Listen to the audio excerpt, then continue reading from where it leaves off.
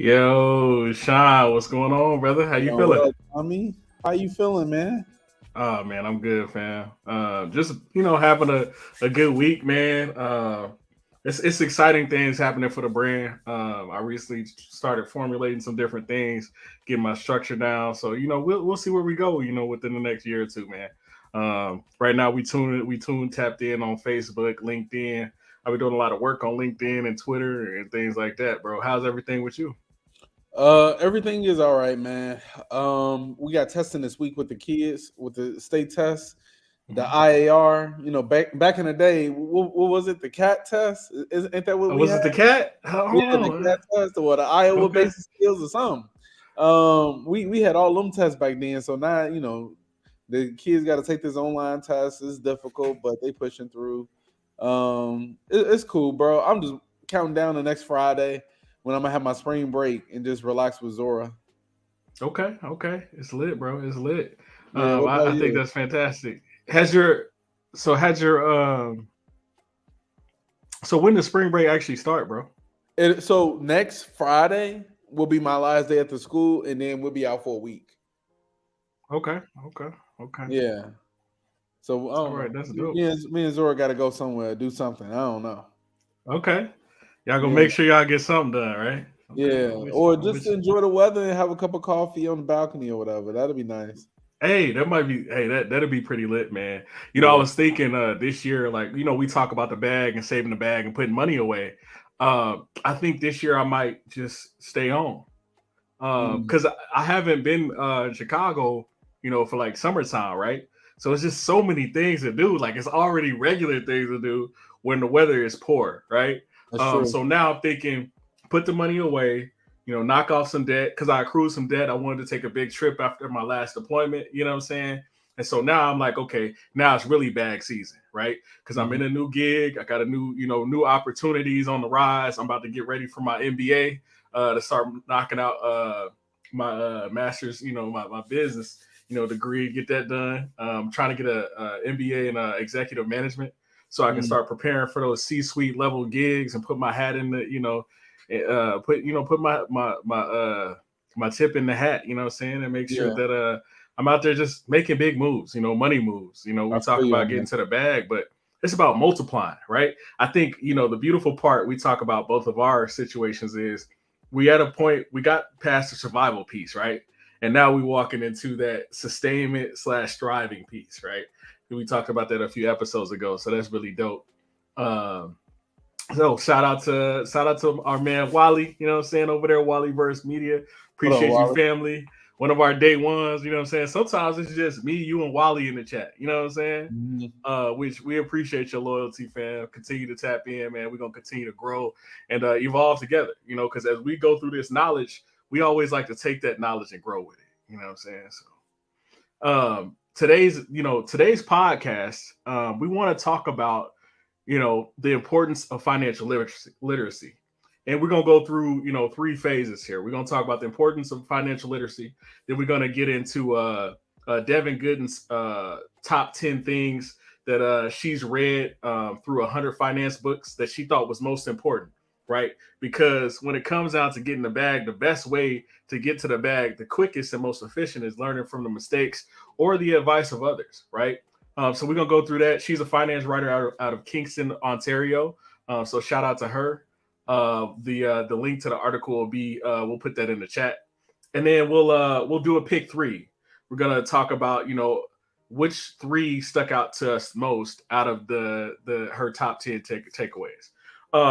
But as we talk about financial literacy, as I was doing my research, because we like to do our research and make sure that we're bringing quality content. It's very interesting because when it comes to financial literacy, the U.S. financial debt crisis is getting worse by generation. I was reading an article today that was talking about 41% of Gen Zers had credit card debt compared to only 34% of millennials, right? That could be good or bad when the statistics come out. But the interesting part is the Gen Z, they are a lot younger than we are. So they've got that leverage of making more mistakes, right? And so as they go into, making those decisions, we want to make sure that we're talking to all the generations, right? We don't discriminate. but it's important to look at the data to figure out where we're going, to figure out what conversations we should be approaching, right? And we feel on Bag Talk that, if you want to build wealth, you must manage that debt effectively. That is the only way to build wealth. And the truth is, we don't look at it necessarily as, hey, we got a credit card that's completely bad, right? But at the same time, if you're not managing that debt effectively, it's going to put you in a place where you might be in a bind where you could be making big financial moves. I'm not, I'm not Nostradamus or anything like that. I said, a long time ago, call me Nostradamus, but the way the market is looking right now, we might have a crash very, very soon. So it's going to be upon those people that are prepared financially to buy into the market. Because when everybody else is buying, you got to hold and be like, oh, pump the brakes. Why is everybody buying? And data and statistics prove that if, you're patient with your money, you know what I'm saying? You look at it, in a Buffettology way. Hey, okay, everybody's buying. That's too many people in the market. The stock is climbing, but we want that dip, right? And so, be prepared to, make those decisions. So when it came to the importance of financial literacy, can you share your perspective on how you feel about financial literacy? Well, the way I look at it, Tommy, I feel like when we were growing up, I went to a Catholic school. I was fortunate enough to receive private education, but even when I was in private school, my teachers was always telling me that, like, as a Black man, it's gonna be hard for you in the world, and you got to be able to push through and be able to go above and beyond, right? You got to be better than average just to be, at a decent position, right? Okay. So I listened to that advice and I thought about it, and it kind of puts you in a victim mentality, because now you're kind of in the mindset of, well, life isn't going to always be fair, which it isn't. But having that mindset, I feel like when I was growing up, it almost made me think like I deserve average, but I don't. Okay. I deserve way more than average if I put in the work to do so. Okay. Okay. I'll stand. So, like, when I went to college, the first year, whatever, I kind of skated by because I still had that mindset, like, I'm just average. Everybody here is probably smarter than me. I don't really need to try. And then, I guess by sophomore year, I started to study, and I'm like, you know what? I think I deserve more. So it really started with a shift in my mindset to think that I deserve more. That's where it all started. And then when I got into the professional world as a teacher and I wasn't making that much money, again, I felt like maybe I deserved to only, make $27,000. And then after making $27,000 a couple of years, I'm like, no, I don't deserve this. I went to college, right? Ooh, okay. So I'm like, you know what? Let me go ahead and pick up a book. Let me find out what I'm doing wrong. And then again, I had to shift my mentality. All I had to do was put in the work, look into what can I do to actually change my lifestyle in order to be able to accomplish more than other people. And if just by opening up one book, Tommy, and reading about financial literacy, you're already going leaps and bounds beyond other people, because how many people are actually reading about financial literacy? Exactly. So that's all you can do right there. Read one book. If you read that one book, you good. And then well, because the principles apply, right? I think, people, they look at the book like, what am I going to get out of this? But when you're intentional about what you're reading and what you're putting into your mind, that changes your entire trajectory. So that's beautiful that you kind of had that epiphany of like, I want something different. And it sounds like to me that you tapped into that Rich Dad, Poor Dad. You know what I'm saying? Like, that's always, my go-to one. There were certain elements that I didn't quite understand, because I'm like, okay, why is they talking down on, his dad that tried real hard, right? But then I got into the mentality that it's up to us in our generation to change the future, to produce better results. And once we start producing those better results, we change everybody's trajectory, because a rising tide, it raises all ships, right? So we want to keep that thing flowing. And I'm glad that you talked about that, and you were able to address that. And so we're going to get into our article today. It's by the lovely Miss Devin Cleary-Gooden. And she's talking about, books that she's read, 100 books that she's read, and the most important things she's learned. And so we're going to go through, briefly, we're going to go through, her top 10, and then we're going to round it out with, talking about, which ones, really stuck out to us. And so number one is you have to know your financial baseline. Okay. One of the most common, threads that all financial books, talk about is your starting point. Number two, is everyone needs an emergency fund, right? You got to stay prepared and stay on top of your money for those emergencies. And then number 3, you need a budget regardless of what you make. Okay. Let me say that again. You need a budget regardless of what you make, whether you making 6 figures or you making 20,000, right? The only way you're going to make that leap and to secure your financial future is if you check those out. Make sure you have a budget. Number 4, credit can be a good thing, right? Look at credit and figure out a way to leverage it in a positive way. We're not talking about no scams. We ain't talking about go to Navy Federal to do this, to flip that. We're not talking about that. We talking about being straight up, because we don't want to raise any red flags on our way to greatness, right? And we also don't want to destroy our reputation. Number 5, not all debt is bad, right? This circles back to the credit piece, right? Number 6, you can't cut costs. You can't cost cut your way to wealth. And that's one of those things where, you can cut, but if you're not investing, if you're not saving, if you're not watching your money move in different directions and being massively patient, right? We want to be massively patient, but we also want to, be intentional with it, right? So, you can't cut. Hey, one cup of Starbucks ain't gonna work, but I'll caveat on this. It's a step in the right direction, right? Then we have number 7, diversify your income, right? This doesn't have to be big, doesn't have to be huge. However, a lot of people fall into the boat where they talk about, I want to be an entrepreneur, I want to do this. So they want to quit their job so that way they can create another job for themselves, not knowing that they can leverage the job that they currently have, start working on that business, grow that business while they still have a baseline of comfort, right? They have a baseline of income where they can continue to grow. And maybe they do both for the rest of their lives because they enjoy what they do. You can enjoy what you do, get into real estate, start, tuning into, getting you a side hustle, right? I do Lyft every now and then, right? I just enjoy giving people a quality ride. They're like, oh, I get to ride in the Audi, you know what I'm saying? And I've got nothing but 5-star reviews, and on most of my rides, I get a tip, right? So whatever floats your boat, make sure you got that in tow. Set money goals, right? So make sure that you have a goal for each pot of money you have. My whole year right now is mapped out. I got in this habit 3-4 years ago when I was struggling financially, and it just never left me. I got it all on my phone. And I just continue to stick to it. So every time I get paid, boom, I'm hitting that button, boom, hitting that bubble, boom, hit that bubble. I hit those bills. Okay, this is what my savings gonna look like. Okay, this is what I'm gonna put towards, sending my baby girl, for child support, extra stuff, that she needs. Like if she's got a she needs some shoes or she needs something like that, I got that pot of money that I sent to her. She can sign up for basketball. You know what I'm saying?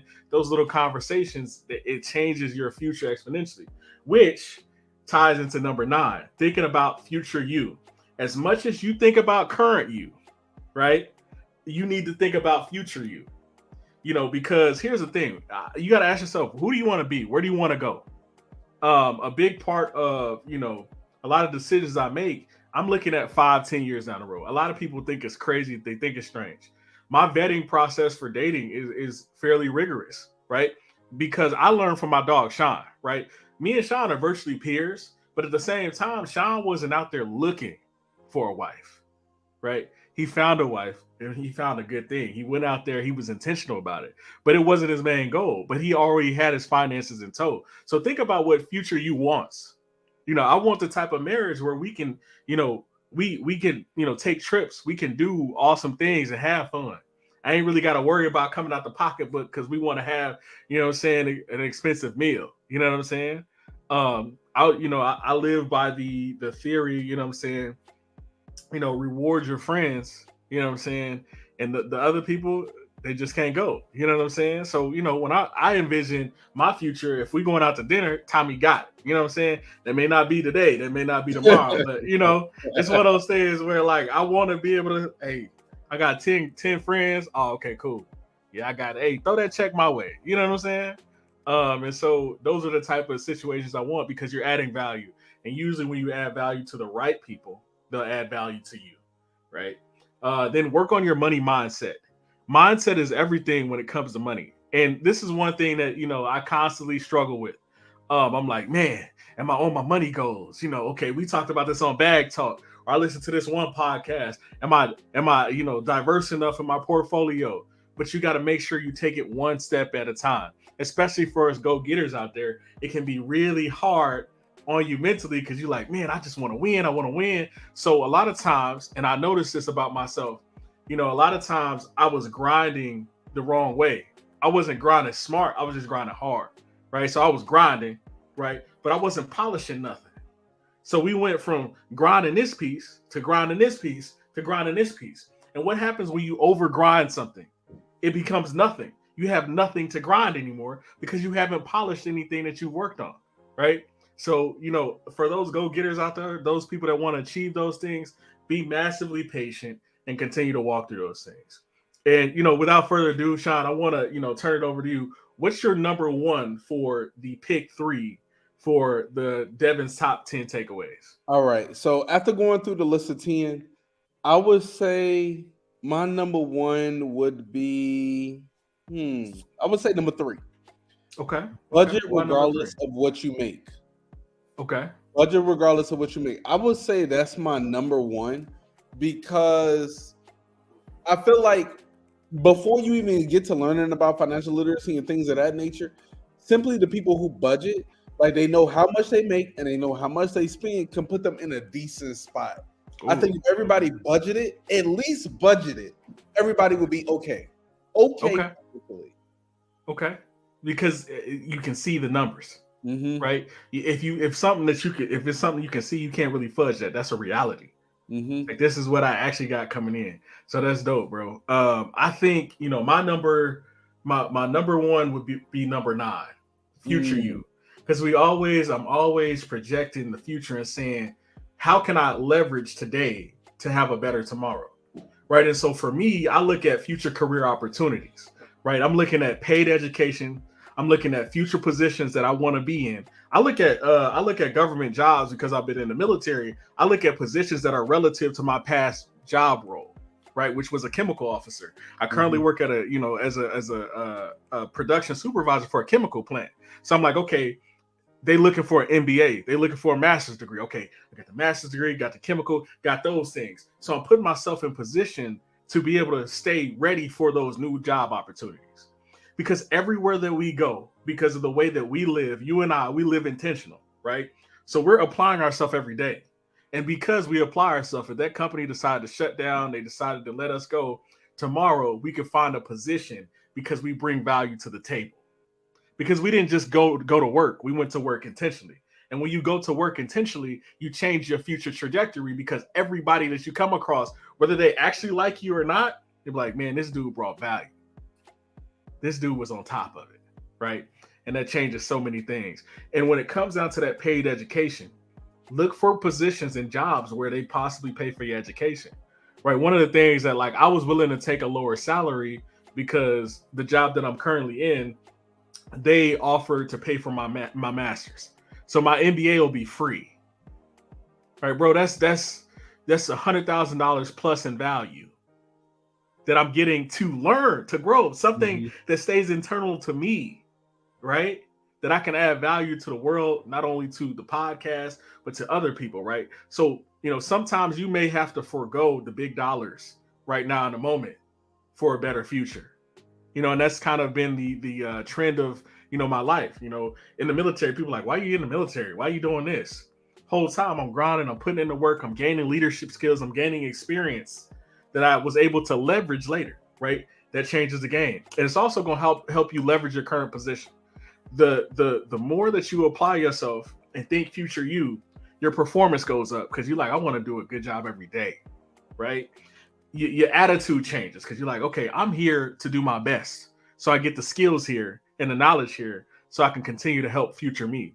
And then you become more resourceful because you've applied yourself with attitude and performance. And that's going to change everything for you later because they're like, this guy, how do you know so many things? Because I applied myself. I performed at my highest level and I brought a positive attitude to the table, right? Shawn, tell us what your number 2 is. My number 2 would have to be work on your mindset. Okay. And the reason why I made this one my number 2 was because I feel like, just like I told you at the beginning of the podcast, it was a mindset shift. Mm-hmm. I think that's what changes pretty much everything. Yeah. And when you read books and you talk to the right people and you listen in a podcast and you come up with new ideas, you write it down, you execute on it. Those are the things that shifts your mindset. Uh-huh. And I feel like that also increases your confidence. Like you wouldn't believe how much confidence I had riding the bus. Like I looked around that bus like, you don't even know I'm gonna be a millionaire in a few years. Talk that talk, Shawn. Whoa. They don't even know. Like I was already changing my mind, like my whole mindset of like who I wanted to be. Mm-hmm. You know what I'm saying? And I think that's like number 2. I say number 1 was the budgeting thing because I think it's something everybody can do. Number 2 is tough. A mindset shift, like you feel comfortable, and sometimes you just don't grow. Mm-hmm. But if you're ready to change, like you got to change everything about how you think, and that changes how you act, how you speak, how you feel. Yeah. Well, and that just it creates a cycle of, they be like, why this dude so positive? Like my dog Shawn, like y'all may never meet Shawn in public, but Shawn, he walks confident. Shawn walks into every room, he talks to everybody. That he be loud, he kind of got this strut, this confident strut about him, like, yeah, that's my dog. You know what I'm saying? And that's beautiful. I love that mindset piece because that mindset was actually my number 2 as well. And the reason why I say that is because, you know, when I was in FedEx, man, and shout out, you know, to the lady that she showed me so much grace. She was always awesome with the packages. She was like, yeah, Tom, you know, and I would give her little tips because I was growing, right? I started working on my health. So I was like, yeah, hey, you know, you start drinking water, that's going to help you, you know, you're going to feel better at work. You're going to do all these things. And pretty soon, you know, I had left on my deployment and came back. She kept that water on her. She kept that thing on her. I was like, oh, look, okay. Look at my girl. You know what I'm saying? She out there doing it. And it was just a blessing to see, like, you know, the small impacts you can make in somebody else's life. And so every time that we would chop it up, she's like, you know what? I changed my mindset. And that mindset, what that mindset was the must be nice mindset. Because we would talk and she'd be like, you know, she'd talk about this person and that person, what they was doing. And she'd be like, must be nice, you know? And I was like, yeah, but at the same time, you don't know what's actually going on behind all that, the money they spending and all those things. Because I was like, I would talk about the podcast, like, you know, we talked about this. A lot of people are living lives of misery, but they look like they actually doing it. But her and her husband, they had saved money. They was putting money away. They had retired. They had done what they needed to do. But later they was able to take trips. You know what I'm saying? So it was like that must be nice mentality. We get caught up in looking at everybody else's grass thinking it's greener. When the truth is, a lot of people are miserable because they don't have a baseline budget either, right? We talked about the budget piece. A lot of people don't actually have a budget. So every time that they go to work, they look like they have to go to work. And when you look like you're mandated to do something, your attitude, it changes. Your attitude's off. Your energy's off, right? But when you like, okay, you know what? I got money saved away. If they let me go again today, if they let me go today, I got a backup plan. That's a whole nother, set of confidence. That's a whole nother mindset when you've built yourself to be able to succeed out in the world. And it's genuine, right? Not just I want to be cocky, I want to make bad decisions, but you can breathe easy when you know you got a plan, right? And we want to make sure that we stay on top of our plan. So, Shawn, what's your number 3? All right. My number 3 was number 6. You can't cost cut your way to wealth. And that was something that I had to learn while developing my mindset. I was like, in order for me to get where I want, I have to not just cut costs on everything, but I have to seek income from somewhere else or put myself in a position to learn a skill that gets me a higher paying position at the place I'm currently at, or even if it's somewhere else. Okay. I think that was my number 3 because I think it ties in with number 1. You got a budget, right? Mm-hmm. You got to know what you're spending on based off of what you make. Number 2, you need that mindset shift, so that way you can develop that confidence to do number 3, which is go for that more income. that additional income, because that additional income, if you learn how to cut your costs, and then you create more money, the extra money, that spread, is what you can use to invest in order to generate different streams of income and live comfortable. Like that is probably like the cherry on top, because if you can make additional money, like you can do pretty much whatever you want. You could blow it. We had a whole conversation of what we should do with our tax returns. Well, what if you went beyond your tax returns and just got more money, period? Like not just your tax returns, but if you got more money every time, like every time it was more money, you could do so much more with it. Yeah, I mean, and that's the coolest part. You know, you being an educator, you know, we talked about this in the Millionaire Mind, right? A lot of millionaires were actually teachers, right? Because a lot of them were able to leverage their retirement accounts, right? They take it and they flip it, and they take it and they flip it, and they were long-term millionaires, so where they can breathe easy in retirement. I know teachers that, like, you know, they retire, but they can go to the beach whenever they want to, and I think that it's you know, admirable that they taken the discipline and stuck to the plan. And this kind of leans into, you know, knowing your financial baseline, right? In order to, you know, have that money and that leverage later to live like nobody else, we've got to make different decisions. But a different decision would be knowing your financial baseline. Hey, this is what I got. I ain't got no more, right? And when I look at my financial baseline, I'm like, okay, what after taxes, after bills, after everything else, I calculate everything else out. How much can I save? Then I look at that baseline. I'm like, where can I trim the fat from everything that I have outgoing? Okay, maybe this month, you know, I look at it like, okay, Hulu, I ain't watched that in the grip. I don't even need that bad boy. You know what I'm saying? You know, it's little things that sneak up. I'm like, I could cut there a little bit. But you only do that by, you know, knowing your baseline, you know, looking closely and not stressing and writing your accounts, you know, writing out your accounts, what you have, you know, what you owe on, you know, the debt piece, right? Now I can hack. Pretty soon there's a sum of zero, right? That was the intentionality that I was talking about. That was like, that's why I'm thinking about, you know, not taking any type of, you know, major trip. I might go to a city, you know, like one year I went to Tampa for a weekend, you know, I spent a couple $100, you know, it wasn't bad, but I had a good time. It was cool. You know, I got to, you know, it was breezy, you know, whatever, but I got to feel like I left and did something else. But just by making a year, you know, people talk about 6 months of sacrifice. Imagine if you make a year worth of sacrifice. What if you sacrificed just for 2 years to get to that next level?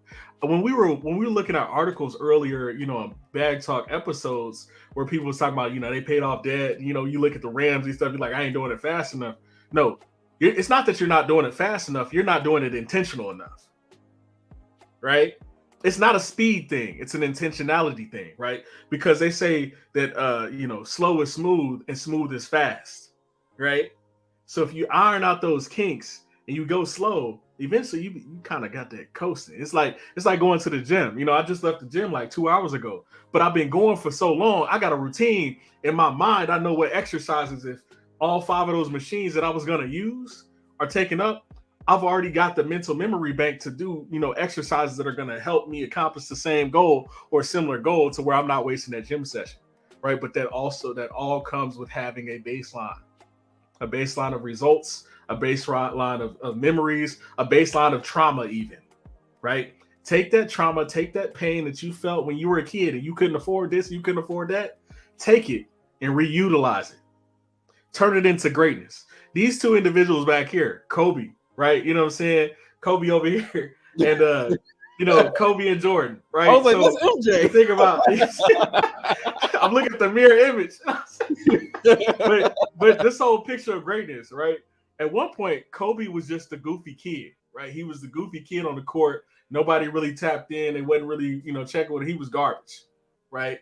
And then he started studying. He started going and working harder. And that was his trauma. He's like, man, I took that, you know, that was after that. That was just my dog. Like, that was his thing. Like, he would practice and work on his craft. You can do the same thing in your regular life. With Mike, you know what I'm saying? It's one of those things with Mike. He had that dog. He took everything personal. But that pushed him to greatness, right? you see a Birkin bag that you can't afford, or Louis or whatever, you see that car that you can't have, you know what I'm saying? Take it personal. Like, I'm going to work to achieve that. And you'll see, a lot of things start to change for you. So, without further ado, before we wrap up, Shawn, before we wrap up, what would you say your go-to finance book is right now? What are you tapped into right now? My go-to finance book that I tell everybody to read. I said, listen, remember at the beginning, I said, can you just read one book? Like, I'm not going to sit here and read, list all the books on my bookshelf. If it was just one book that I think would change your life financially, if you never read one, for me, it will be The Total Money Makeover by Dave Ramsey. The Total Money Makeover by Dave Ramsey, because he gives you those 7 baby steps. And if you accomplish all of those baby steps, your position where it is now in life will be so much more secure in the future. Yeah, it might take you, 10 years to do, but like you said, it's about intentionality, because those 10 years is going to pass no matter what. But where are you going to be in those 10 years? Like, are you not going to read the book and nothing's really changed, or your position has gotten worse? Or are you going to read the book, be intentional, do the 7 baby steps, and be so much more further ahead? Oh, that's huge. That's huge. Hey, I didn't even think about that book, but that was the foundation for me. Like, when I really wanted to get intentional about my money and I got tired of living paycheck to paycheck, it was time to turn on the beans and rice and start the debt snowball, and just start paying the smallest thing. And once you get that small thing out the way, all your other victories feel light. You're like, ooh, lightweight. You know what I'm saying? It's like going to the gym. You start working and you're like, man, this heavy, man. I got all this debt. It's heavy. You know what I'm saying? But once you start getting that repetition in, it just starts to change things. It changes the entire life. So I have to say right now, my number one, and I still got to finish getting through it, is Tax-Free Wealth. It's a part of the Robert Kiyosaki Rich Dad Poor Dad series. And I'm just looking at it like, okay, how can I leverage my future? We talk about 5-10 years ahead. They talk about depreciating assets. They talk about how year after year, if you buy a property, there are certain things that depreciate that you can write off in this way and that way, because I used to be a part of mindset. Oh, well, these rich people getting all these write-offs and doing all this, and they don't never pay taxes. I'm like, because the system, and the book talks about this, the system is set up to reward businesses. Because guess what businesses do? They hire people, right? So if you can leverage those taxes, the government says, hey, thank you for keeping these people off the streets, right? People don't realize after all the world wars had ended, the government had pumped money into our infrastructure to change and create a middle class. Because before World War I and World War II and all these the industrial, complex and all those things happened, it was one of those things where there really wasn't a middle class. Our government actually created a middle class, and the tax rates were up like as high as like 90% to create that middle class, right? So a lot of the things that you can leverage via your taxes were used to incentivize having a better workforce, a more robust workforce, more people who are employed, more people that can pay into the system, so we can have nice roads, nice bridges, all these things. A lot of times, I remember before my deployment to Africa, it was one of those things where I was like, man, like, oh, these roads is terrible. Dog. They infrastructure is hurting out there, bro. Like, if they got a road, you know what I'm saying? And so, I'm blessed and I'm glad that, I live in a country where we have opportunities to, leverage taxes in a smart and effective way. Don't go out there committing tax fraud, you know what I'm saying? But make sure that you're setting yourself up for the future. Maybe you don't want to be in a business. Maybe you own a stock in that business, right? And then that's how you take back your power. So, Shawn, without, did you have anything before we wrapped up? Hey, man, I just want to say one thing. I want to give my flowers to Dave Ramsey and Робert Kiyosaki, because those two guys is like the pinnacle of like my entire mindset. But I mean, like, it's not just about paying off debt all the time, but even if you learn how to use that to generate more income is dope too. So I gotta give my flowers to Робert Kiyosaki. I don't talk about him too much, but shout out for his book Rich Dad Poor Dad, the book that you just mentioned, Tax-Free Wealth, and another book that I read that it was so long ago I forgot I even read it.